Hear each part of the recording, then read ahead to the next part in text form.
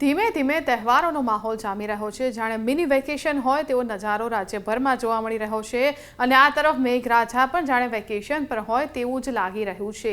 નમસ્કાર, ઝી 24 કલાકના digital platform પર આપનું સ્વાગત છે। આપણી સાથે હું ફાલ્ગુની અને 27મી ઓગસ્ટે ગુરુવારે રાજ્યમાં કેવું હવામાન રહેશે તે પણ આપણે જોઈ લઈએ।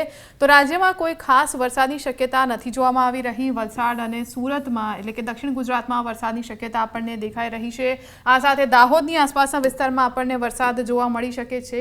એ સિવાય રાજ્યમાં ક્યાંય જ નોંધપાત્ર વરસાદ નથી જોવા મળી રહ્યો। તમે જોઈ શકો છો સૌરાષ્ટ્રમાં પણ ક્યાંય નોંધપાત્ર વરસાદ નથી, ક્યાંય કચ્છમાં વરસાદ, અમદાવાદમાં વરસાદ નથી કે નથી ઉત્તર ગુજરાતમાં વરસાદ। એટલે કે આજના દિવસે જો વાત કરીએ તો રાજ્યમાં કેટલાક વિસ્તારોમાં એકદમ સામાન્ય એવો વરસાદ પડી શકે છે। ઓગસ્ટ મહિનાના 26 દિવસ પૂરા થઈ ગયા છે। આજે 27મો દિવસ છે અને આજે પણ કોઈ જ વરસાદની શક્યતા નથી।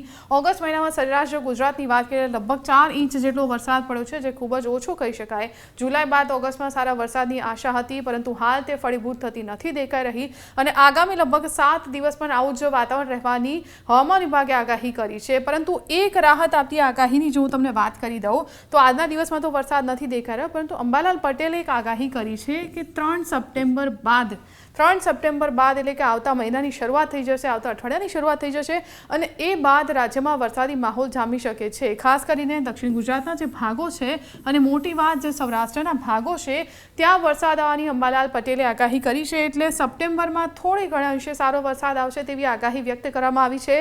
પરંતુ ફરીથી આજની જો આપણે વાત કરી લઈએ, 27મી તારીખ છે, ગુરુવાર છે અને આજના દિવસમાં લગભગ ક્યાંય છૂટાછવાયા વરસાદ સિવાય કોઈ સારા કે એવા ભારે વરસાદની શક્યતાઓ નથી જોવા મળી રહી।